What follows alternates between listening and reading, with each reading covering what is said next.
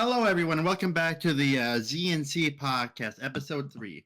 We have finally fixed our audio issues. I hope you guys will forgive us for the last episode. What are your thoughts? Yes, the last episode kind of annoyed me. It was a good episode. You guys should go watch it. I have it. It's up and running. Um, it's just while we were doing our podcast, it sounded good in the headphones. We got the video and the editing process. It sounded like he was whispering. There's nothing we could do. Whenever we turned up the volume for him, it turned up the volume for me. So I would be yelling and he'd just be talking. It was a lot. We're gonna keep the video that video podcast episode up until I can figure out how to fix it, and then when we fix it, I'll probably re-upload it. And also, look at the new layout. We got me on the left side because Zectorian's always right. So. What? What? I am not always right. No. He said I can no longer be on the left. No, we just switched it because it was no, it wasn't. Anyways, we thought it'd just be better. It'd be better luck. Why'd you get all bashful? Why were you all bashful? Because I'm shy. Gosh darn it. But yeah, with our layouts and how we see everything, it's just easier if I look. Like, whenever I'm looking around, it's easier for me to be on the left side looking at him and him being on the right side looking. Yep. So there were times where I was... Continue. I don't want to anymore. So, Zectorian, what is today's topic? Today's topic is TV shows and cartoons. Depending on what you like, you may want to click off this video. Yes, we're gonna be talking about TV shows, and we're adding cartoons is like Adult Swim, Adventure Time, stuff like that. And we're only going to be making hot takes. Only hot takes. Only hot takes this episode. Only hot takes. You know. Ben 10, overrated. The Simpsons, not good. Just not good. I don't. Yeah, Simpsons is not good at all. I was gonna make a joke about an anime that was on Adult Swim. I was like, this ain't an anime episode. This is a cartoon episode. Don't want to get the fans mad at me. It's fine. We're just messing around. But yeah, today's about TV and cartoons. What sort of TV show did you like the most? Like genre or the specific show I like? Either or, it doesn't matter. I'll give the genre and then I'll give you what show I like the most. Genre for TV shows has to be like an action thriller. Something what's like ends on a cliffhanger, or just at the end of the episode at least has something to keep me enticed to watch the next episode. So you actually like cliffhangers? Yeah. I mean, I don't hate them. I very much like them. They're very cliche in some movies and some shows. But, you know, if a show's good enough, that cliffhanger is gonna fucking hit. I hate cliffhangers so fucking much. If it's the right show, I like cliffhangers.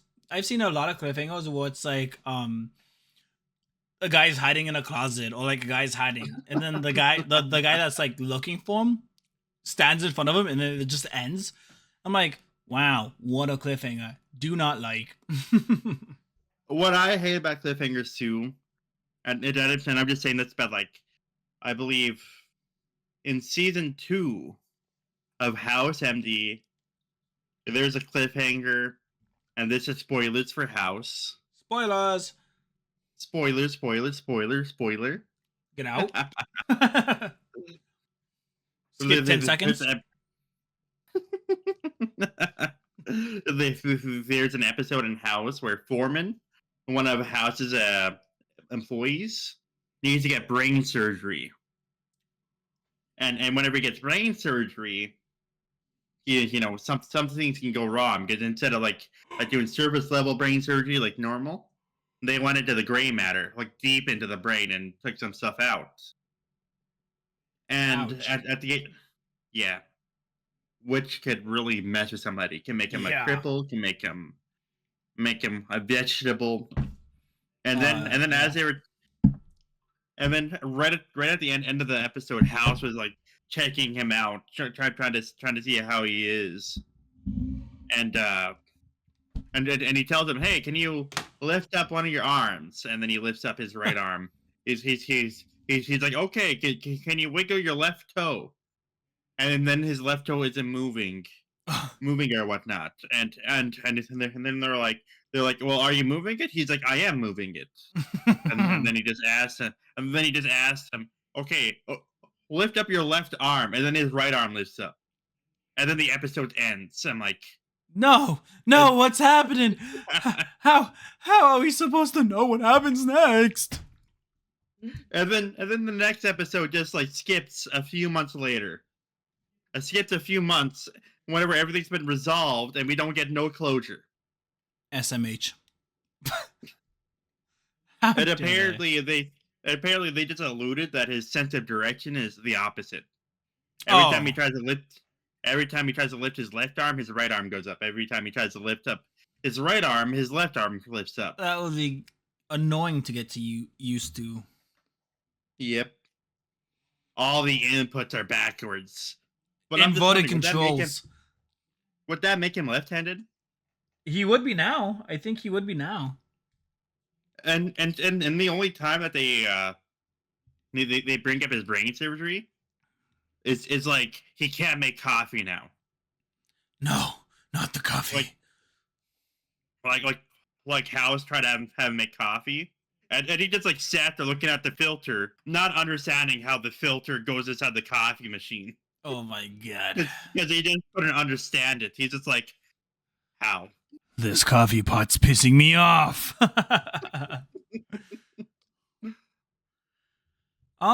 It depends on the cliffhanger for me. Doctor Who, which I'll be talking about later on in this episode, has a few good cliffhangers. What's like, I'm on the edge of my seat. What happens next? Sometimes the cliffhangers like, the doctor's dead. Cliffhanger, and then you still got like 5 seasons to get through. So you're like, he's not really dead. Or like the episode is like the doctor's companion, and it shows one of them dying, like presumably dying in lava. Which, if you're a Doctor Who fan, it's a David Tennant run. I'm pretty sure you know who I'm talking about. The TARDIS gets sucked into a Dalek ship, gets thrown in like the sun or like lava or whatever. And it's like, oh no, the companion died. But then if you look at the thumbnail for the next episode, it shows that same companion like in the TARDIS. So it's like, man, they're not really dead. But there are a lot of Doctor Who cliffhangers where it's like the Doctor's like an enemy would kill a companion, because like in the Peter Capaldi era, there is a companion that gets shot by Daleks, and so does the Master, but she goes by Missy, and the Doctor's mad. She's furious. They get shot like like the last like 20 minutes of the episode and never get seen again, and it's just the Doctor. And the next like this is like I think season finale, so the next 2 episodes did not have them in the thumbnail or in the description. So I'm like, fuck, they died. They just died. Like the way that they died and the way that they showed it, the Doctor believed it, of course, because of the script. But I believed it, and I'm like, dude. And then the next episode, like it starts with the companion in them, and like it shows them dying, and then it cuts to the theme song, and then it cuts to them being alive. I'm like, you motherfuckers. Like, I actually thought they were dead. But you got to remember the rules of TV. If you don't see them personally die, No, they show them dying. They show them dying in the Dalek fashion. Like, when the Daleks kill somebody, they did all the effects to make them, like, show that they died. That's what threw me off. Because I was like, dude, they just died. That's what I thought, you know? They just died. They just died. They're just gone. They were here like 2 minutes ago and now they're gone. Crazy. How dare they? um, but yeah, my favorite genre would be like action, thriller, sci-fi would be my top three. For action, The Flash. The Flash is a good. I think it's really good. I do know that a couple of seasons towards the end were dragged out, were unevenly paced. There's even a scene where the Reverse Flash. Spoilers here, guys. Uh, Fast forward 20 seconds. The Reverse Flash is dead, but Barry Allen goes back in time to bring him back to fight. Godspeed. He brings him back to fight Godspeed. Um, and they pull out fucking lightning lightsabers to fight. What? And then the Reverse Flash pulls out two lightsabers like he's fucking Count Dooku, not Count Dooku, but like Grievous or something. And it's like they just have a lightsaber. Where battle. was this? Yeah, where was this in the comics? When they pull out lightning like lightsabers? And then they defeat the guy, and then they like the Reverse Flash is like, "Thank you for saving me," and now I'm gonna kill you. And then the Flash is like 10 times faster than him, and then the Reverse Flash is like, "How is this possible?" And then runs away. Except the thing is that the Reverse Flash had that in his toolkit the entire time. Yeah, because he's been dead. Helped. He's been dead for like 2-3 seasons, maybe longer. He died in a spin-off show. And so it's like, how did the Flash bring him back and they just both knew what to do? Like he had that in his arsenal the whole time. Like he had it in his back pocket without using it. Just nerfed himself. He did it for the play of the game. Dude did it for character development. It reminds me of Invincible. A battle beast. Mm-hmm. His whole character arc is that he wants to run that fade. He doesn't care who you are. He doesn't care what you're doing. He wants to run the fade. He lives off the fade. Low taper. That would be my favorite action genre show. Oh yeah. For a thriller, like if I was watching thriller, I just got into the show called You. Oh yeah. I don't think you. Do you know anything about it? I can explain it real quick so everybody and the viewer knows what I'm talking about. Isn't that the American psychological thriller or whatnot? Yeah, like a psychological thing. Yeah. Yeah. A guy named Joe Goldberg gets obsessed over a woman and makes that whole season is just about her. He stalks her, stalks their Facebook. If he finds somebody unfit for that person, he takes it in his own hand to deal with it. It's there's many episodes because even that has cliffhangers where I'm at the edge of my seat because I'm like, it would show Joe hiding under a bed and then the character would come in with somebody. And at the camera angle that it shows, and I know it's for TV, but at the camera angle, it's like you could obviously see him if you just look down. You just look down, you see him. But for the TV sake, because they have to show the characters and stuff, nobody notices him. But they're about to have the Devil's Tango and do their business while he's under the bed. What is the Devil's Tango? The birds meet the bees, my son. Intercourse. I just like to keep things PG, buddy. But yeah, they're about to do a dance only the devil knows before marriage. They're about to enter. Put a beep here. They're about to. Anyways. Anyway. But yeah, so it's like how does he get out of this? Because like if the bed moves or he makes a sound or if the bed breaks, I guess, some way or shape or form, or like let's say that person had toys or something under the bed, he's found. He's just caught, you know? So it's How like, hard do you think that they're going to be going for them to break the bed? listen, sometimes you just have an old bed, old box springs, you haven't changed it in 5 years, and that's where a sponsor comes in. No, I'm joking. What kind of that would be a good segue. It's like, buy a new bed, go to this website. But anyways, no, like I've had the bed I've had now, I've had for like 2+ years, going on to 3. So it's not unrealistic. Somebody has like a 5+ year old bed and then it just breaks. Wear and Hey, tear. hey, hey, hey. Did your bed break? Shut up. Shut up. But like things can happen unexpectedly. You're getting a little bit too close to home there. You better walk away. Not my home. I'm about to open this door. No, I'm just... You better get away. I'm knocking. But no, like things can happen unexpectedly.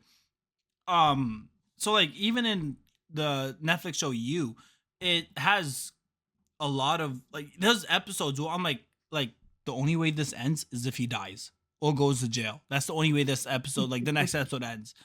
Even though I'm on season like 2, episode 3, like it only has to end this way, even though I know there's more. But like whenever you're binge watching it, you kind of forget like where you are, how many episodes you're in. I'm like, dude, how does he keep getting away with this? How does he keep doing this? And those are good cliffhangers. That's my favorite thriller TV show. My favorite sci-fi is Doctor Who. I will talk about that nonstop if I could. I'll take a picture and post and like do that on this podcast. But I have a wooden cutout of the TARDIS, and I also got a Doctor Who sonic screwdriver that I will be posting a picture on here, so the people who's watching can see. If somebody's listening, I hope you know what those are. But I do got those. I'm a huge Doctor Who fan. Matt Smith, my favorite Doctor. A lot of people love David Tennant. A lot of people like Peter Capaldi. Majority of the people that I've talked to did not like Jodie Whittaker, which is understandable. I didn't really enjoy her run either. But the new Doctor, he's pretty good. I just hate one of the episodes. I like the episode where he's stuck in a time loop. You don't like that one? Dude, there's a few of them.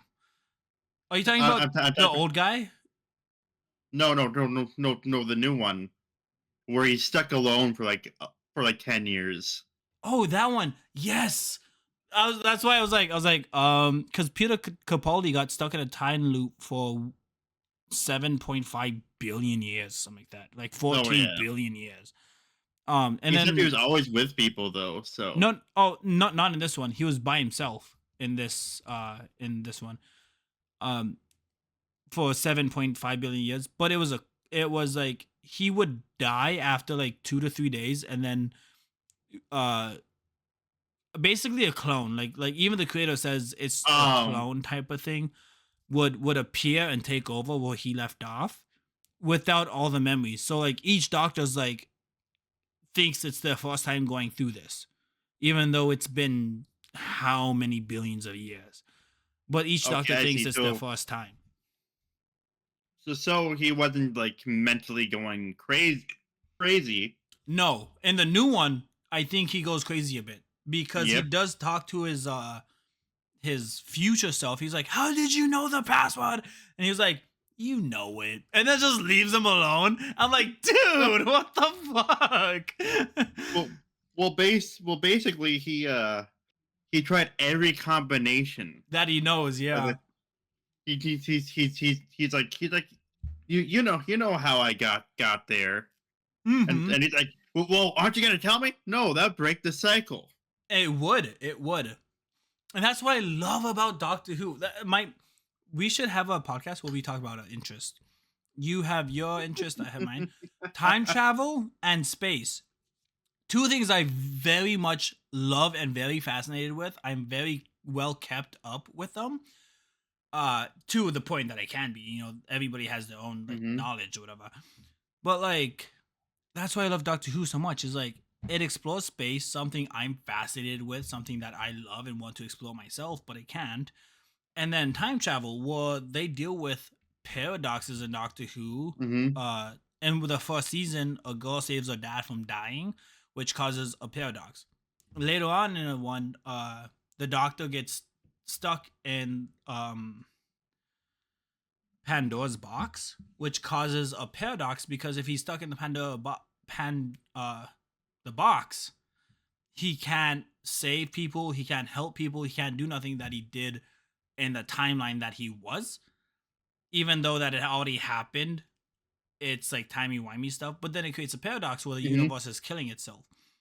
Um, and they also do paradoxes with like time loops and stuff. And it's like the way that they find their way out of it is cool, unique. Sometimes it's kind of cliche where it's like, oh, that was the answer. But it's that stuff where it's like this show's really good because of the writing. But then sometimes it's like I saw that coming like in the first 5 minutes of the episode. I get that. I get that. My favorite type of TV shows are shows that make me think. Hence why I really like House. Is because in my head I'm like, what is it? It can't be lupus. You're stupid. What do you mean he has jaundice? Don't you see the signs? This ain't it at all. It's like jaundice. His skin isn't yellow. His eyes ain't even at the fourth stage. He's just drunker. He's just drunk. What do you mean he has fluids on in his lungs? He's just sick. Like I really enjoyed this one newer show that came out last year called Interior Chinatown. I don't It think I've was seen that. it was a Hulu, I believe it was a Hulu original, and it was a really good show. Basically the show about this is a background character in a like imagine like your Law and Order, your TV detective shows, you know. Mm-hmm. Was it And Law and, and and it's not. Order, CSI? Yep, your detective shows. So imagine inside the world of this detective show, you got like the detectives and whatnot, and but the show is about a background character trapped in this police and detective show, and he realizes after a while that he's a background character. He doesn't specifically know he's a background character, but he knows that he's not a main focus, Mm-hmm. and he wants to put himself out there to To become a because he focus? yeah, because he thinks that he has a way bigger a way Purpose. bigger purpose and Mm-hmm. destiny. And the world doesn't want him to do that. Like the world actively fights against him because whenever the main characters are around and they're like talking to people out on the streets, he's trying to get out of the because he worked at a Chinese restaurant. And he wants to go out there and talk to these detectives, except the door won't open. He's like sitting there No, the doors running. are locked. They weren't locked. They just wouldn't let him in. You know People can come why? in. Because if that Why? episode was on the main, if the episode was posted in the POV of the main characters, that door never opens in the episode. Yep. So why Yep. would it open when he comes out? Or like another time he was talking to like a secondary detective because he can talk to like the secondary characters, Mm-hmm. not the main characters. He was talking to like a Pose an secondary NPC. detective, and then they because he lives in a place called Chinatown. I Mm-hmm. don't know what city or whatnot. It's just Chinatown, Mm-hmm. and so she brings him to meet the main characters because the main characters wanted a expert on Chinatown, and she's supposed to be like the side detective who's an expert on Chinatown. And she tells him, well, good thing my buddy over here, and then she points at the main character Mm-hmm. of the show is here, and he lives in Chinatown, and the detectives would not recognize he's there. I Well, don't. like I don't know who you're talking about. they No, they didn't recognize he was there, and they just repeated what they asked her, being like, "Hey, you're an expert on Chinatown. Can you do this?" And she's like, "Well, I got him. Hey, you're an expert on Chinatown. Would you do this?" Well, thanks, detective. I guess. You want to put it that way. And so he tries his best to become like a become important to the Known. plot, become known and whatnot. Mm-hmm. And then he successfully infiltrates the police base. He successfully infiltrates the police place, and uh and disguises himself as a tech guy, because every fucking detective thing has an Mm-hmm. IT guy who can like enhance Hack and everything. yep, hack everything and whatnot. Zoom in and enhance. Enhance, zoom, enhance. Zoom in 50 times, enhance that 4K resolution. We got our guy. I've never understood that about TV. Where they're like, zoom in, enhance, and like, how the fuck do you enhance a camera quality after it's already recorded? You know? Yeah. He's able to take out the tech guy, because they call him tech guy, if I recall correctly. He was able to get rid of tech guy and take his spot, because tech guy only had three defining features. He wore headphones, he wore glasses, and he drinks energy drinks. That is the Mm-hmm. only three things that people knew about him. Not Was that me. he, I'm a big tech guy fan. which was and that's it. And so after he was able to get tech guy's headphones, and they started drinking energy drinks, the main character started treating him like he was tech guy, like he's a whole different guy. This actually sounds pretty funny. What show is and this? and Interior Chinatown. Interior Chinatown. People look that up. Put in the and comments what you like about it.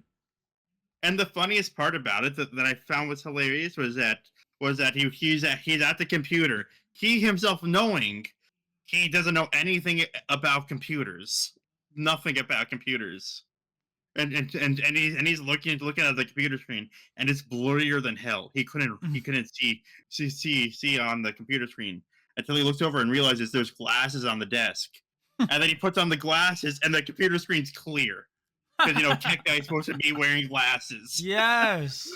because he's actually able to see the computer. He just presses a few buttons. He's like, I'm in. I mean, like that's legitimately what happened. Was that he just like press some random buttons on the keyboard, and then the photo enhances and whatnot. And the detectives didn't even like talk to him. Detectives did not even give him the light of day. They just go up to him, enhance, zoom, enhance. That guy, zoom. We got our guy. Bye. And they're like, Thanks leaves. for helping us. I'm probably gonna have to watch that. I'll make a YouTube short on my opinion on it. How about that, guys? We'll get some YouTube shorts up here. We'll clip this, YouTube short it, and then I'll make a follow up YouTube short about it. And another thing I like is that the cast are comedians too. So like Jimmy O Yang, Robbie Chang Mm. are like all comedians. And it's just funny. It's just a really, really funny show. Since we're on the topics of like TV shows, and we did say cartoons in the beginning. What's your favorite Mhm. cartoon growing up, like watching? And like, tell me why. I want to know why it's your favorite. Now I don't want to tell Come on, Zach, tell me. you. So I'm gonna be honest, That's all I ever want. and this might be a hot take to you guys. My hot take isn't so hot take because like everybody loves the cartoon I'm about to mention. There's a few.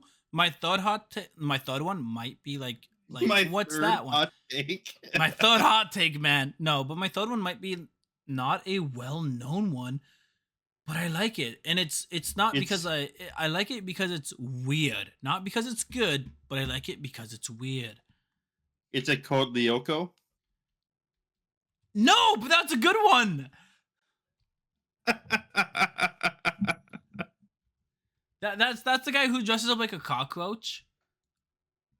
Oh, No. Oh my god. What am I thinking of? What the fuck?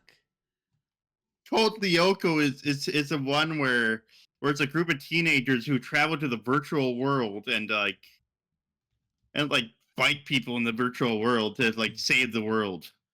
I'm Oh, thinking. if Oh, I recall correctly, they fight artificial intelligence AIs. okay. Comment section. The I can't remember the name of it, but the cartoon I was thinking of when you said that was this kid dressing up in a cockroach like outfit. Uh, and then he has a partner that had like a bell. He would flick the bell and he'll get powers. It's like, and then there's a woman. They're all like superhero wannabes. Oh, you mean Mucha Libre? No, Mucha naturally, Lucha. Mucha Lucha. Mucha There you go. Lucha. Nucha. Yep. Yeah. And then his head turns into a pinball machine. Yeah. Dude, that's what I was thinking of. And they're all wrestlers. Yeah. Actually, wait, Wait, you said belt. That's different. I don't know. Like he flips the belt and he gets like a power up. I don't think he transforms. Yeah, I know which one you're talking about with the belt. And like his best friend is like in love with him. Yeah. I like how we're both kind of like looking for. I found it. El Tigre. El Tigre. Yep. That's what it's called. We found it. Comment section. We fucking found it. Oh yes. I know it was something like Libre or whatnot. Yes. But this show, I'll post a picture. I'm doing it in the Discord. Dude, this show going up, this cartoon was so good. So good. I mixed the two up. I can't believe I did that. But yeah, so I mixed Mucho Lucha and El Tigre. I mixed up. But they're so similar. Look at them. Like his dad's a wrestler, and then Mucho Lucha, they're all wrestlers. Like it's kind of easy to combine them. Mucha Lucha is such a weird Dude, one. such a weird cartoon. It's Yeah. such a deep cut. It is a really deep cut too to back in the day. Mucha Lucha is one of the very first cartoons I've ever watched as a child, as a young wee lad. Yeah, so if anybody's out there that like knows what we're talking about, put it in the comment section. Let us know. I mean, Mucha Lucha came out in 2002, if I recall correctly. It only had 3 seasons. It was an amazing ass show, but I just don't understand it all. No, I looking back, I don't know nothing. I don't know nothing about it. I just remember it being like kind of a cool cartoon. It was a type of cartoon where you just like put it on, turn off your brain, and just like You couldn't follow along. You just couldn't. Like you'd follow along the plot like, "Oh, this guy took this and now we got to go beat him up." Okay. yep. Now what? You know, like that was the Now what? cartoon. That cartoon was them doing that. It was yeah. That was a wild goose chase, but we found it, guys. We found it. Since we're on the what's your hot take? What was your hot take? Now that I got us back on track. I was just being stupid. Whoops. Let me take off my angry that. face. I don't know how long that was on. My favorite Your favorite hot cartoon growing up, because I had 3 cartoons that I loved watching as a child. One is very cursed nowadays with certain animations out there, which I'll get out right now. Is My Life as a Teenage Robot. Dude, I love that one too. As for the stuff, I don't know what you're talking about, but like, I really like that one. Like, listen, it was a nice show. Like having that grandma, it was very sad undertones. Like watching as kids, it's like, oh, happy, funny, like this girl saving the earth. If you think about it now, like that grandma that mom must have lost a kid, so she rebuilt her as a robot to defend the earth. Kind of sad. and the guy loves that robot, which is even sadder. It's like he can't find love. He could love an AI versus a regular person. But yeah, it was a good show. Doesn't he get a girlfriend by the end? Doesn't he get a robot girlfriend at the end?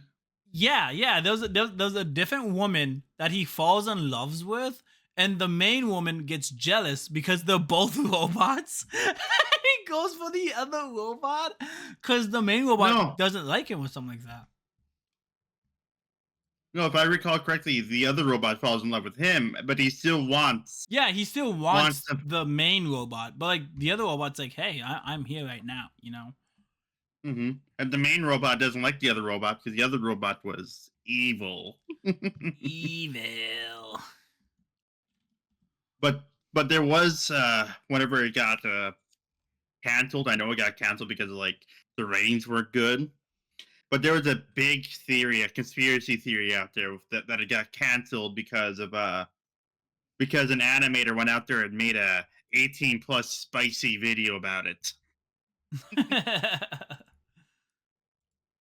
Dude, yeah. For those of you for those of you who have seen it, it is very, very well made, and it looks like it came from an actual episode. But it's not. It's just somebody's fan art. And I'm just like, how much have you analyzed somebody else's artwork to be able to do something like that? Oh my god, I just looked up my life as a teenage robot, just to find a Mhm. picture to upload to the thing. I'm gonna send this to you. I was like looking just for like the title screen and like just it in itself. I'm not gonna use that photo, but like that's one of the few ones that came up because I'm trying to get the whole cast in it, not just the robot. Because I keep finding some like this, but it's just the robot, which I might just use at this point. Uh, Yeah, what I'm do you gonna use call it? both of them. You can't even see the grandma's hair; it just blends in. My life as a teenage robot got really popular on DeviantArt and Newgrounds. It's bad. Yeah, I guess that's something So you're many. gonna have to look up on your own discussion. It is my beloved childhood cartoon, but I just can't see it the same anymore. What's your hot take one? 'Cause, Was this the hot take? yeah, this was the hot take No, one. this one was a good. This was a good hot take. If you watched it, you know why it's good. If you haven't watched it, it's gonna be a bit of a weird cartoon, but like once you get into it, it's really good. Like it's just an average superhero teenager that has to save the planet type of show, but it has different weird elements because the main character is a robot. And there's things where it's like Yep. she can't help in this episode because she has to get an upgrade, and then she gets the upgrade at the end of the episode, which then she can help, which gives the side Yeah. characters more things to do, which is good. Yeah. Except sometimes she gets the upgrade after she defeats the enemy, and it's like, well, there's no point. Yeah, But I mean, I believe My Life as a Teenage Robot came out when like Astrobot and whatnot came out it at the looks same very time. inspired by it too. Well, not Astrobot, Astro Boy, Astro Boy, and 2003. they're yeah, Astro Boy came out in 1963. That is an old thing. God Yeah, damn, I did not. Oh, it's Robot Boy. Is just what I'm thinking of. Robot Boy. Robot Boy came out in 2008, where everybody was like, everybody wants a robot cartoon, but it's just stupid. My other favorite one is Teen Titans, Teen Titans is a good one. That's a good one. the the original one. But there are a lot of theories on why that got canceled, and there are some weird theories about it because apparently Teen Titans. One conspiracy theory I heard about it was that Teen Titans became too popular, way too popular with girls, and It the did. yeah, apparently apparently Teen Titans got really popular with girls, and the cartoon guys did not know how to market toys towards girls. Fair enough. Fair enough. Yes, I found it. I found it. Okay. Um Sweet. Those are good picks for Hmm. cartoons. I'm posting these to you. I should be posting them inside the Yep. photo. My bad. How Um, about how about SpongeBob? I love SpongeBob. There's a few episodes where it's like, haha, funny. And then there's also a few where it's like weird. Um, Oh yeah. there's like when I was a kid, it was funny ha-has. SpongeBob nowadays is not fun. SpongeBob nowadays is brain rot to me. It feels brain rot. It feels like it's just It following some kind of trend. well, SpongeBob back in the day was go ahead. SpongeBob nowadays isn't that bad. That everything's over exaggerated, which I Mm-hmm. feel like is very trendy.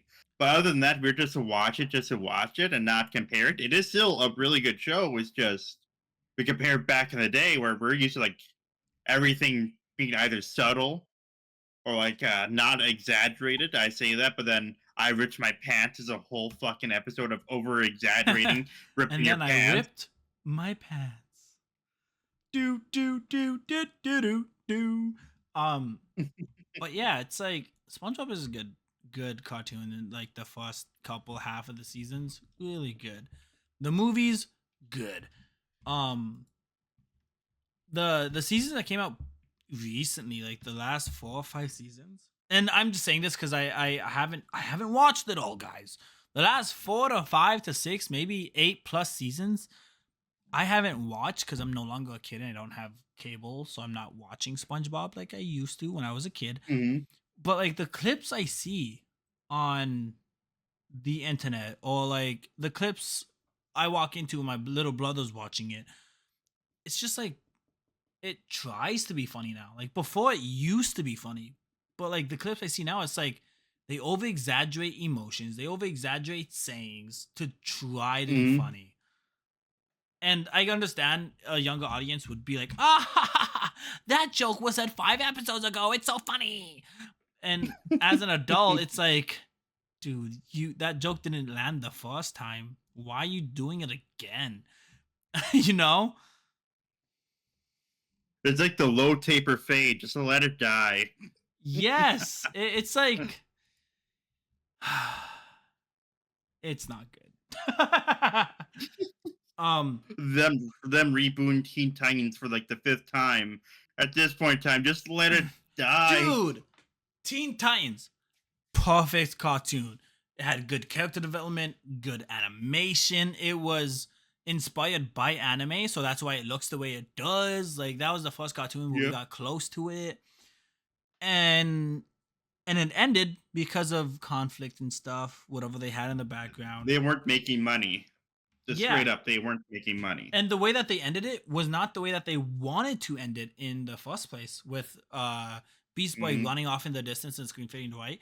They didn't want it to end like that, but they had to. And then Teen Titans Go came out. Trash. I like Teen Titans Go. It was good. It's funny. It's haha. But I just can't get over the fact that they reduced like the same voice actors. Everybody that played the original Teen Titans came back for Yep. this like thing, which is crazy to me because like They got Teen the bag though. they got the bag. Applaud to them. But like They got the bread. they got the bread. But like honestly, like Teen Titans, masterpiece, good action, good animation. I was a little kid when I watched it, like 8, 9, 10 maybe. And like I was watching it and I was always intrigued with how it looked. And I watched Teen Titans Go Mhm. now, it's like, come on, you could do better. You just turned into like it turned into like what SpongeBob is turning into, kind of like what's just jokes or like it doesn't take it so serious. And then the movie came out, Teen Titans Go to the movies. And then at the end credits Yep. where they tease Teen Titans coming back, but they never did. They never did. Dude, that pisses me off. Why didn't they come back? Oh my god. What a letdown. That was the biggest cliffhanger I hate today. I mean, it's not as bad as the Titans live action one. Yeah, yeah, yeah, yeah, if, yeah. if you remember that. The Teen Titans TV show. I forgot if it's on Hulu, HBO Max, Paramount Plus. I don't know what the fuck. The live action Teen Titans show sucks, man. But the issue I have with Teen Titans Go is that they've had really good lessons in there. Like if you were to watch it every now and it looks like you'll have an episode where they're talking about fart jokes, and then you'll have another episode where they're talking about taxes, talking about the light bill, talking about what to do with the 401k, and how to get your earnings from the 401k without having to pay taxes, and it's just they have life lessons in the goddamn Teen Titans Go. And then the next episode, they're talking about who has the best leg muscles. That episode was so weird. Like they were focused. They were super focused on Raven's legs. And that episode, Yep. I'm like, this is a good episode. I like it. And then they got to the leg part, and I'm just like, is this another Nickelodeon foot fetish thing? Because that episode was just legs. And she was like, the Beast Boy was like, they're putting away the legs. Oh no. And like, Raven's like, I'll show you one more time. And it's just like, come on. Like, I felt uncomfortable a little bit watching it. Well, Teen Titans has been known to make goth like people like goths, so they might as well give people a thigh fetish. Dude, my favorite Teen Titans, though, my favorite thing is the night begins to shine. And like that whole fucking thing, that episode's so good. When like they each have their own individual thing. I forgot what Beast Boys was, and I forgot them. Because Mhm. my favorite was Cyborg when like he's in control and like he's driving his motorcycle, complete badass, and it's like the night begins to shine. And like, dude, look up that song. I'm not gonna put the whole song here, obviously, but like, guys, look up that song. Look up the Teen Titans Go episode. It says Chapter 4: The Night Begins to Shine. Teen Titans Go. It's so good. I like that music. That's probably the only song out of all Teen Titans Go in its run that I enjoy and I go back to every day. Because I didn't like some of the songs in Teen Titans Go for sure. But talk about Teen Titans Go reminds me of back in the day where Cartoon Network put a lot of faith into their newer series and whatnot. Mm-hmm. I remember they teased Adventure Time for almost 2 years, if I recall correctly, of like random cartoons, and I didn't even know what the hell it was about. People, it would just show like random people. What time is it? What's the time? And it'd be like another boy looking at the other boy. It's Adventure Time. Come on, grab your friends. um, but yeah, like yeah, those are my favorite shows. My top 3 favorite TV shows. It's gonna be I should say my top 5 because most of them are cartoons that I remember growing up. Top 5 TV shows that I love watching and I rewatch kinda regularly. Like I'm rewatching my number 1 spot, which is Doctor Who. I'm rewatching it now. I'm only on season 3, episode 5, and I just started rewatching it maybe like a month ago. Mm-hmm. Second pick would be Ben 10. Ben 10. I'm including Ben 10 Ultimatrix and the other series where he's a teenager to I'm including Ben 10 Ultimate Alien in it because those 3, the Ben 10, Ben 10 Ultimate Alien, Ben 10 whatever, are all connected. Those are all the same Ben 10 before they rebooted the Mm-hmm. series to Ben 10 Go, whatever the fuck they named it. Oh Ben yeah. 10, Ben 10 Ultimate Aliens, second place. Really good anime. Uh, Mm-hmm. Another one I like and very niche. I don't know if a lot of people know it. I did post it in the Discord. Generation Rex. It's about Oh, yep. yeah, it's about the world that gets like I want to say corrupted by something. I'm gonna have to look up a synopsis, whatever. But like the world gets The world gets messed up, and it's a post-apocalyptic world, and he can transform his body into ways that nobody can. So he helps people. It says Rex is far from your average teenager, infected by the nanites. So the world's been corrupted by nanites. He turned into an Evo with the powers to grow machines out of his body, unlike other Evos. However, he can grow them into his suit. Oh, he can grow them to suit any specific need, and then reabsorb them back into his body. So he's the only Mhm. guy in the world that could switch his body. Um, and it was such a good cartoon, really nice. They did a crossover with Ben 10 where Ben 10 turned into that alien Upgrade, and then went into Generations X body because Upgrade can take machinery and then upgrade them. That's his whole thing. So he went into Generations X's body, because I don't know his name, Rex, I guess. He went into his body and upgraded himself, like upgraded him to help fight the boss that was in that series. And it was just really Mhm. good. It was really good. Uh Robot Boy, one of my favorite cartoons. Robot Boy, loved growing up. Uh I forgot. It's another like my life as a teenage robot. It's a robot boy who has to save the planet or world or whatever, and he like does it, and it's really good. I like the voice acting in it. The robot boy kind of sounds good. And then we got Symbiotic Titan. Very niche Symbiotic Titan. I've never met somebody that watched this show. The I've I only seen the one little clip of that one girl shaking her dude, ass, I was and the gonna bring that guy up. I was gonna bring that up. I was gonna bring that and up. the guy like looks up at her. No. Incorrect. Yeah, he's like, no. So this alien, I think, this alien lands on the planet and he takes the life form of a human. And these two regular humans becomes friends with him.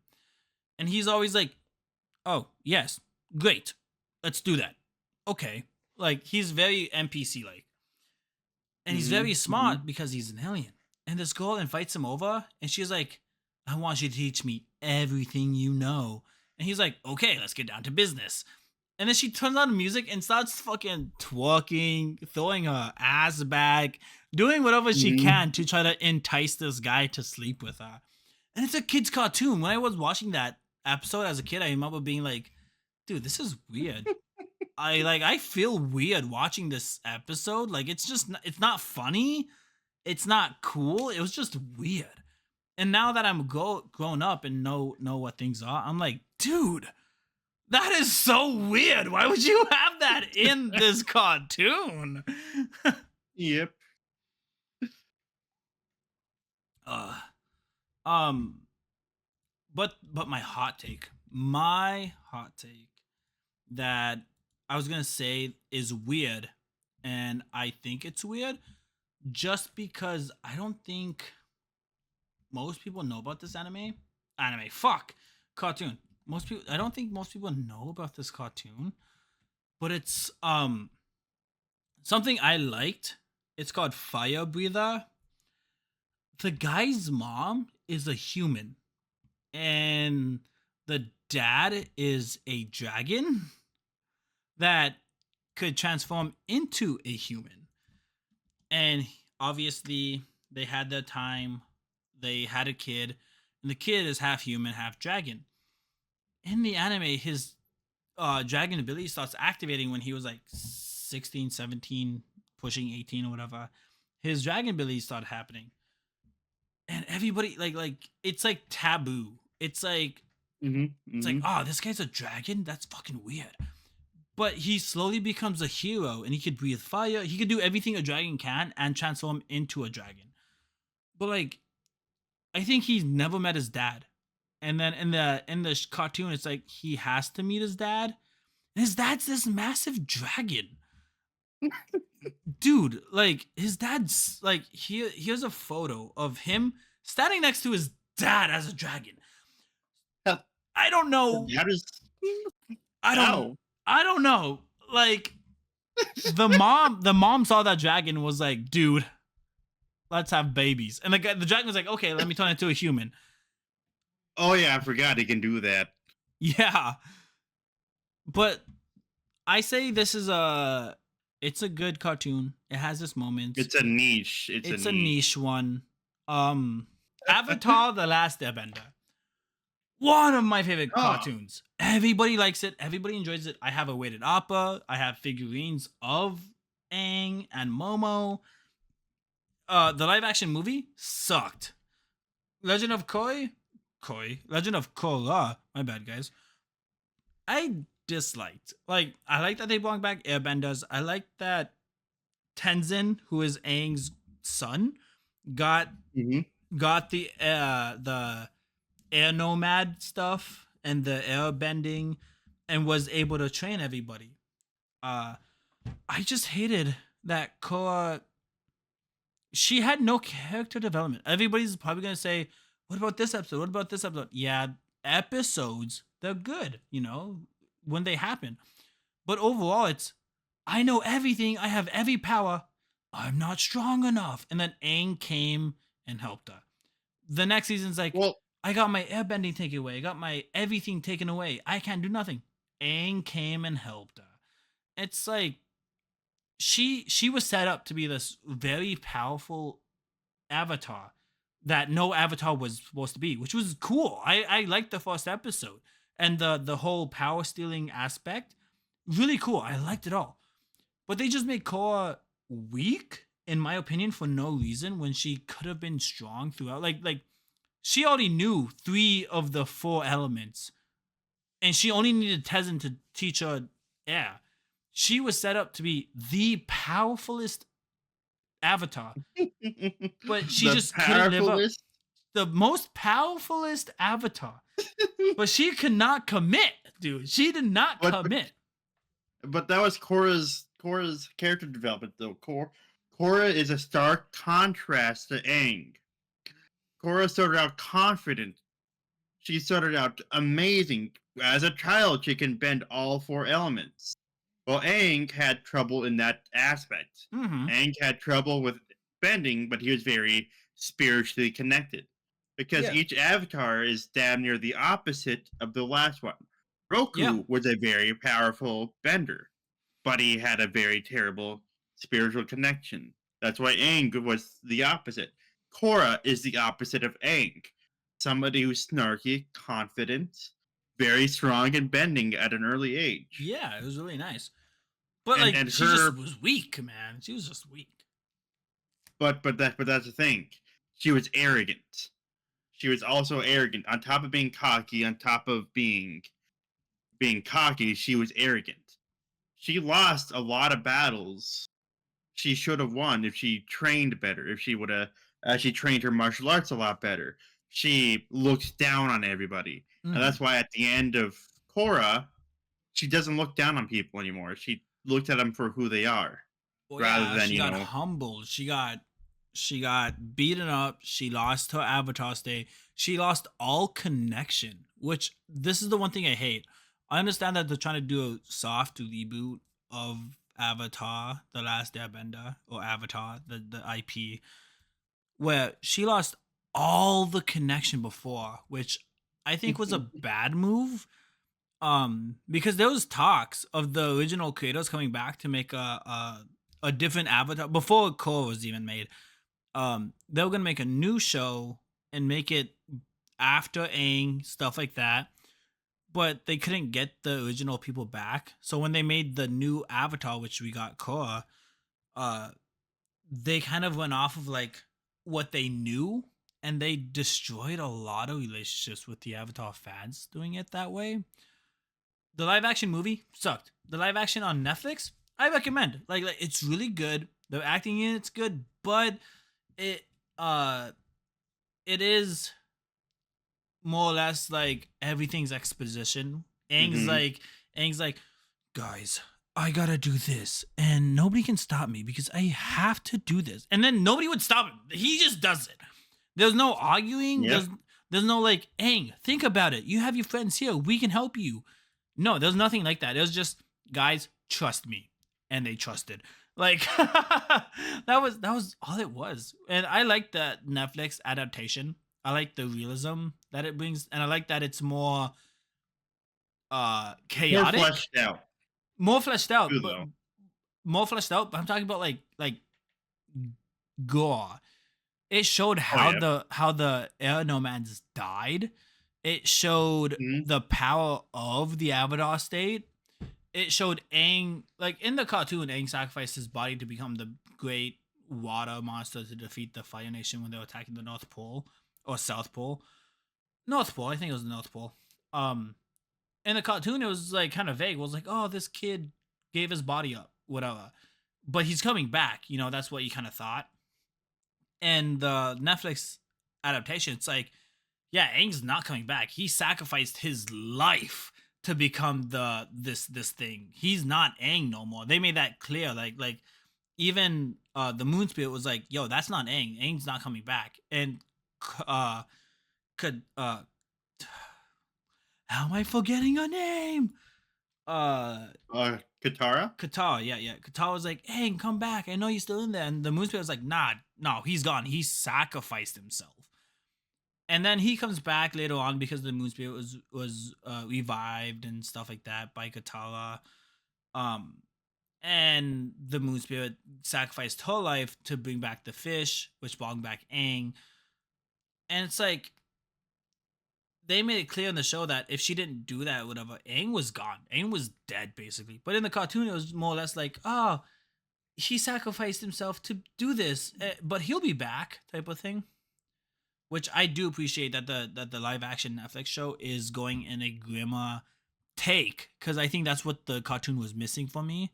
Was they had the moments of Katara chasing down her mom's killer, almost killing him, Mhm. or Zuko going to the island with Sokka and seeing all those people, or even that episode where like the refugees and stuff. But I feel like the Netflix adaptation can portray that more to the audience. And I think that's what the show was missing, was like it was always upbeat. It had the grim undertones, but the one thing that Netflix has above it is it shows the undertones. And I think that's a plus. But I remember in the cartoon that Avatar and his gang wanted to save the world, but they didn't want to forsake themselves to do it. Yeah, they Aang did not want to save the world because he had to kill the Fire Lord, which is fair. Like I don't want anybody to kill anybody if it means saving like 1,000 lives. I'd rather have everybody Mhm. live. But at some point, you're gonna have to be like one life versus a billion life. It's that trolley problem, man. And Yep. he was facing that. He was real time having nightmares in the cartoon and like dealing with that. And he did. He made his decision, which at during that episode, I was like, shit, he's gonna kill the Philo because this is the only thing that was shown. And then the turtle came along and gave him the bending stuff, which was Yep. Deus Machina or whatever. Like they only showed up because of that. Like they needed him not to kill. Um, so he took away his bending. But without that turtle doing that, without the turtle giving Aang the knowledge of how to remove and add bending, Mhm. he would there was no other option. And that's why I think it's like nobody wanted to. Nobody wanted to do that in Avatar: The Last Airbender for sure. That's what I kind of wanted to see though. I wanted to see Aang grow as a Yang person. Yeah. and just kill people. No, I don't want to see Aang kill people. I want to see Aang You want to fight see him. Aang become a mass murderer? You want Yeah. to see Aang just start decimating people like Bossing, Kyoshi? bossing, say more like bossing, no more. No, no, because like, dude, how different would it have been if Aang's like, I don't want to kill you, and I want to tire you out and then lock you up, but with the comet he can't, so he had no choice but to kill him. Like that would be a character development and probably a few more episodes of him coming to terms with it. Would have been good. Mhm. Um, but again, it was a kids' cartoon. They couldn't do that. Another thing, though, another another show that had a journey and grew with its fan base. Because there are a lot of shows out there that I really do like that grew with their fan base, especially considering like Steven Universe did it, but the one that will always stick with me is Adventure Time. I know I brought it up but Adventure Time is such a good show in that at the beginning few seasons, it's just a children's show. I think Adventure Time started getting good for me is whenever they brought in Ice King's backstory. Dude, the Ice King's backstory was so good. Like when he was singing at Marceline and shit like that, that was Yep. so good. I think that's when I actually got into it as well. Like I watched it when it came on, super good, super funny, whatever. But as soon as Hmm. they started world building with the backstories and how dark it can get, that's when it Yep. hooked me. And when it got dark, it got dark. Hmm. Like the Ice King, Like, normally people who hasn't seen the show is like, oh, whimsical wizard. No, dude, this guy sacrificed his whole mental state and life for this woman named Betty. And then met Marceline, went crazy trying to protect her. When he doesn't have the crown on, he gets glimpses of his past, but when he puts the crown on, he's this crazy wizard again. And Marceline really mhm, wants what's his name? What's his Simon? She really wants yep, Simon to Simon. come back. But she Yep. knows he can't because of the crown. And that spin-off was really good. But I'll let you continue. I just Did want you to add watch that it? little. I did. It was so good, dude. It gave Simon so much vindication because he was lost. Mm-hmm. The crown made him immortal. Like he was lived thousands of years into the future, if not like hundreds of thousands of years into the future. And without the crown, he wasn't insane. He was a perfectly sane person. But to him, it blooped. It just Yep. blinked, and he was 100,000 years into the future. That's it. He could remember hazy feelings of Ice King. He knows that was him. He knows that he's been around, but he does not remember everything the Ice King did. No. And and in this magical world where science is not no not science, in a magical world where his common sense is gone.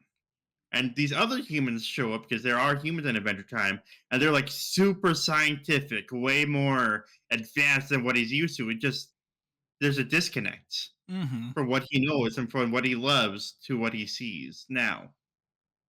Yeah. Yeah. And I must say, uh, people watching, kind of I guess, warning if somebody has like PTSD or depression and stuff like that. Uh, in the show, the spinoff, it kind of goes over Simon letting go of Betty. He's facing his Hmm. depression. He's facing his reality.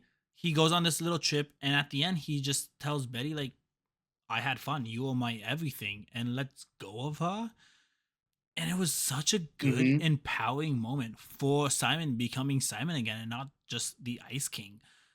And I give that warning because like I kind of briefly went upon it, but if you look into it, watch Adventure Time, watch the spinoff, you could see time and time again mental disorder. You could see him Yep. struggling with who he was, who he is, how he wants people to like him all the time. And he finally did that after 100 like 1,000 plus years. Like Hmm. he finally did that after he got rid of that crown. And In it's really sad. It's really sad. in Adventure Time, Ice King was more or less a plot point for dementia. Are you going to take care of your grandparents, or your parents whenever they get dementia and can't remember you? Well, in the spinoff, it feels more like addiction, where Mm-hmm. he doesn't want to deal with this world anymore. He wants to give up and run away to the crown, He wants to go back to the crown where things to were simple. They were simple, they were fun, they were chaotic. He had a good time. But he doesn't because he well, wants to move forward. where he didn't exist. Because as Ice King, he himself did not exist. He was It not. was Ice King. It was Ice King. It wasn't Simon. Because Ice King is a different person. And a lot of people don't make that connection that Ice King and Simon are two different people, Mm-hmm. and he wants to go back to Ice King because he doesn't belong. He No, thinks he doesn't belong. Like in the like first episode, he even talks about like telephones and like old ancient human technology that's far less advanced, far less as cool as the Adventure Time world that you live in because mhm. there's magic and stuff. But to him, that's normal. Like telephones, TV, and all that. But nobody really cares, and he's just fighting with trying to fit in. And yeah, it Mhm. hits. It hits. And it's just to everybody else it's a novelty. What he Mm-hmm. lived was a novelty, and he doesn't feel like it should be because it's just life. It's That's what it is to him. Mm-hmm. And and throughout the show, you'll even see Simon try his best to go back to the crown, and anytime he got close to the crown, Betty would stop him because Yeah. Betty's like I gave up everything for you to get out of the crown. You're not going back to it. Yeah, because in Adventure Time, she wished for Simon to be better, and that's what I think the spin-off is based off of, was that wish. Yep.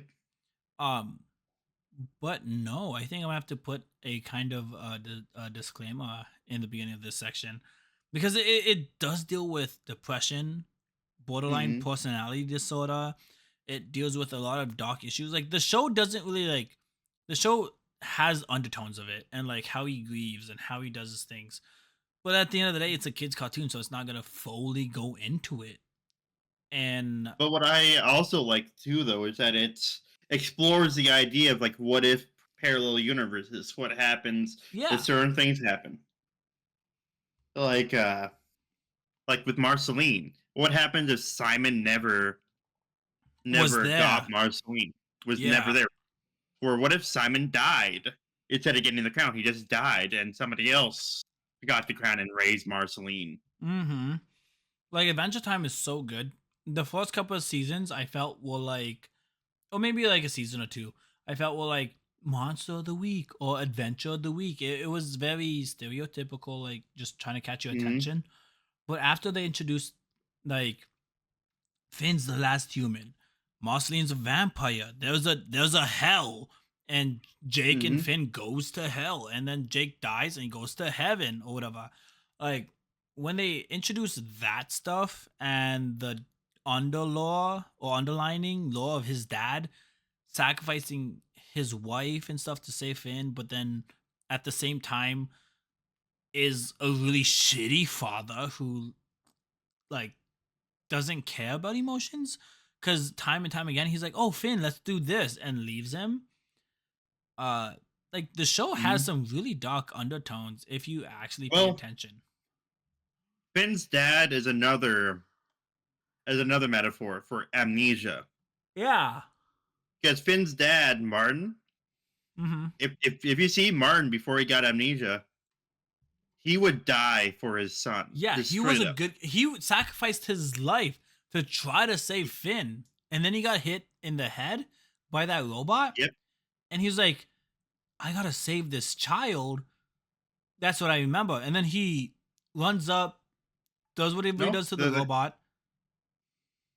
So he gets hit by the robots. They get stranded away from each other, Oh, and he okay. gets amnesia. He gets amnesia because technically speaking, he should have died there. Like Mm-hmm. like like he like he put Finn on a boat, sent Finn away, and this robot's trying to stop him, and Finn fought the robot and got knocked on the head and fell into the lake. Oh no, fell into the ocean, got stranded up somewhere and got amnesia. And he himself did not know who Finn was. And he had to live a life of crime to live, and by then his morals were shot. He didn't know what was right from wrong anymore. And so whenever Mm-hmm. he came back and saw his son for the first time, he couldn't believe that he was his son. He just used Finn for his own devices. And of course, Finn is a kid. He didn't understand that. He didn't know his dad really was, or if he even had parents. And so whenever this mythical parent comes out of nowhere, and then he's trying to, have a good life with his parents, and his dad, as I hate to say it, he's a piece of shit now. He doesn't believe anything, or he does Yeah. believe you, There's or he time wants and to time use again you. that he let Finn down. And like Hmm. Finn, like he didn't know who his parents were. Sorry, I have the hiccups. But he didn't know who his family was. He was raised by two dogs and Jake, who was his brother. Hmm. I'm gonna mute my mic until I'm done hiccuping. Yeah, he was raised by the dog parents and whatnot, and Martin had a very big. He fell hard, and I'm just wondering if there's a what if storyline. Like, what if Martin never hit his head? What if he never went crazy? That would have been a And good storyline. Like, what if he, what if Finn and him got separated, and he's not forget forgetful, and he tries to mhm, look for Finn throughout the story of Adventure Time, but every time he goes to mhm, where Finn was per se, let's say like he met Princess Bubblegum. Princess Bubblegum was like, "Oh, he's helping Lumpy Space Princess," and when he gets there, it's like, "Oh, Finn was." Sorry, Finn was just here, but he just left. I don't know why you got fucking hiccups. And then like, but like he's trying to be a good dad and try to be there for Finn, but he can never mhm. get there for Finn. Would be a cool what if. Fuck my hiccups, man. I don't know what got me excited.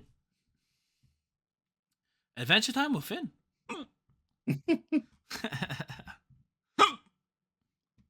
Steven Universe is another one of those series where if you start watching it, and Steven Universe is a little bit harder to get into than Adventure Time because it's a slow burner. It is a story oriented slow burner. By the end of it, it's amazing, but you got to remember with Steven Universe, he's like, what, 10, 11 years old? While Finn was almost an adult, 16, 17, I Wait, believe wait, Finn was. wait. I've never watched a single episode of Steven Universe. I think I've watched the first, maybe. He was The only first 11 episode at is, the end of it. yeah, yeah. Jesus, I thought he was older. Because I see clips of him, which looks like to be a teenager, but I guess since I never watched the show, I don't know how old he is or like his motivations. I've never watched Steven Universe. In Steven Universe Future, which is the sequel, I believe he is 16, 17 years old. And in the actual show, when he at the end, I believe he was like 12, 11, 12, 13 years old. And he's just a child. He's just a child trying to right his mother's wrongs. Because these gems don't understand that he is not his mother. Mm-hmm. These gems think that he is his mother, therefore he must fix what his mother has done. Yeah. And he's just like 13, 14 years old, and he just needs to fix the universe. And so a lot of people, whenever Future came around, when he's like 16, 17 years old, and he has massive PTSD and emotional problems, a lot of and I hate to say this, but I know a lot of people in the fan base did not like it. You know, you got to Mm-hmm. realize his mentality is weak. He never went to school. He never lived a regular human life. He never had other friends. He was just raised by the gems to fight, and that's it. That is a lot on a young child to have to sit there and go through life or death situations every day Just because of for what your mom did. yep, Yeah. for almost nothing. I did see a clip. I do see clips every so often on TikTok um of like Steven Universe going up in his character development. I've seen clips of Steven Universe realizing things. I think the most recent clip I've seen was this guy who was a theorist on Steven Universe. he's like, I understand who the crystals are now. The like humanoid, Oh, this, the yep. that. They're here to like hollow the earth, this, and the other, and like a whole bunch of other things. And that guy was right throughout the whole cartoon because like every theory that he had came to light because like the TikTok edit was like they're here to hollow out Well, the earth, and then it shows them planning out destroying the earth ish or whatever the crystals were doing. And then he was like, only one person can stop them. And it cuts to Steven Universe, who's trying to bring them all together and stuff like that. yeah, Ronaldo. His name is Ronaldo, and he's a conspiracy theorist. He loves looking at these conspiracies, and he thinks a lot of things. But he was only right in that episode. He was only right in that episode. And the other episodes, he thought gems were lizard people, Hmm. which is just wrong. Which is just Yeah, that is a bit off. a broken clock will be right at least once. Oh, yeah, twice. A broken clock is right twice, 2 times a day. You know, it's a with how many conspiracy theories he throws out there. Of course, he's gonna get at least one right. If you make 1,000 predictions, you're gonna at least get like a few hundred right. You know, like I can make a Yep. million predictions now and be right like 100 times. Like it's bound Yep. to happen. What do you call it? There's a, but then at the same time, though, people are calling the Simpsons creator Matt Groening, I believe, Yes, a he prophet. made a lot of predictions in his show that lined up. It lined up. People are calling him a time traveler because of everything he's predicted. It's Yeah, weird. They it's predicted autocorrect. Who comes up with autocorrect? Who thinks of that? yeah. What made him like? Let's say he's not a time traveler. What made him think about Mhm. autocorrect? What made him think about doing these things, these creative ideas to push forward? And let's say he is a time traveler. Why would he come back to then? Like Have you decided on what you would like for newer TV shows, especially, or do you have any eyes on new TV shows that are coming out? not any new TV shows. They haven't really piqued my interest. Dragon Ball Daima, which is an anime, not really. I mean, it is a TV show, but not really TV. It's more anime. I've been catching up with that. I just watched the newest episode. Not gonna give any spoilers. It's really good. As for TV shows, I brought this up earlier in the podcast. It's a thriller. The guy is obsessed with women. He does some bad things. There's episodes where it's like he has to die, but he doesn't die.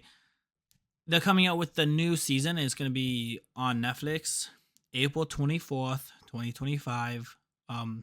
I said the year because if somebody's watching this in the future, whatever. But like, I'm waiting for that to come out. Um, that is the only TV show I'm looking forward to. Nowadays, it's like Doctor Who. I love Doctor Who. I'm always gonna watch it week after week when they release the episode. So I'm not looking forward to that because I'm already watching it. But You is something I'm looking forward to. What I'm looking forward to is Spider Noir. Yes, that's a good one. I totally forgot about that one. I'm looking towards Spider Noir. Yes, I know it's a Nicolas Cage movie, but this is the perfect role for him. We're talking about TV shows, not movies. So that's next week. Sorry, this is a TV show. Sorry, but this is the perfect role for Nicolas Cage. Straight Ghost up, Rider. Ghost Rider is not. Night of the Museum. That's not Nicolas Cage. And then if I recall correctly, Marvel is throwing out a lot of TV series here pretty soon. Like I believe like Daredevil, Ironheart, Eyes of Daredevil Wakanda, is coming out soon. Yeah. Marvel Zombies. I heard from too that they're coming out with. I hope so. I've heard about that too. It'll be nice. It'd be cool. But I just don't see them It comes committing out in to it. October. I know, but I don't see them committing to like. I feel like they're gonna cut away when something bad happens. I feel like there's a lot of things I wish they would Ah, do, but it's Disney. I don't think Disney's gonna allow them to show what I want them to show. you don't think that they're gonna do the source material? No, like Spider-Man, let alone Spider-Man in the zombie universe, heartbreaking, very fucking sad. I don't think they're gonna show Spider-Man's whole story, but I feel like they're gonna touch upon it. They don't want to show Spider-Man with his organs. Because after a while with Spider-Man, instead of using his webs, because he moves to another dimension, the zombies are able to get to interdimensional travel. They go to another dimension, and Spider-Man's webs don't work in this new dimension. I don't know why. I believe it's explained at some point. And so Zombie Spider, instead of using webs, he uses his blood veins, the veins in his body as webs, which is gross, and I really don't see them doing that. So, anyways, these are our favorite TV shows. Is there anything else, like any honorable mentions? Anything else Oh, that caught your eye, but they're honorable not your favorite? mentions. There was some TV shows out there that I really enjoyed. A few Nickelodeons like Danny Phantom, good show, go watch it. Sweet Life of Zach and Cody, Sweet Life on Deck, really good ones. Not really much to talk about there with those shows. Cartoon Network had a good Amazing World of Gumball, shows like that, but none of them like I know enough or care enough to like talk about. But yeah, that's Hmm. about it. How about you? You have any honorable mentions? I myself do not. But that is all for today's episode. I thank you guys for coming in. Do you have anything to say to our lovely viewers? Yes. The only thing I have to say to you guys is let us know what's your favorite cartoon or TV show. What's your favorite genre? Write a paragraph if you guys can or want to of like this is my favorite genre and why. What's your favorite TV show and what do you love about it? Like help us understand what you guys like. Like it'd be nice to like hear back from you guys. And if you made it this far, type Hound sucked in the comments. Thank you for No, coming. no, please don't do that. Yes, I am the Chicken God. You can find me on Twitch, also known as Hound. I am great to be here. I am the secondary host to the main host, who is. Zectorian. Depending on where you see me from. And on YouTube, I'll be Zectorian, and on Twitch, I'll be Zectoria. Yes, thank you. I hope you guys enjoyed this episode. I hope you guys like the new layout as well, with me being on the left side. I mean, this is only the third episode, so it's not like a huge change or anything, but like it just helps us. Any feedback is good. If you want me to move closer to him, if you want him to downsize, me to upsize, you know, whatever. Like you see, we could talk to feet right now. So, Foot, what's your favorite thing about cartoons? Oh, I was hoping your feet would clap. But yeah, hope you guys enjoyed this Why? episode. Hush.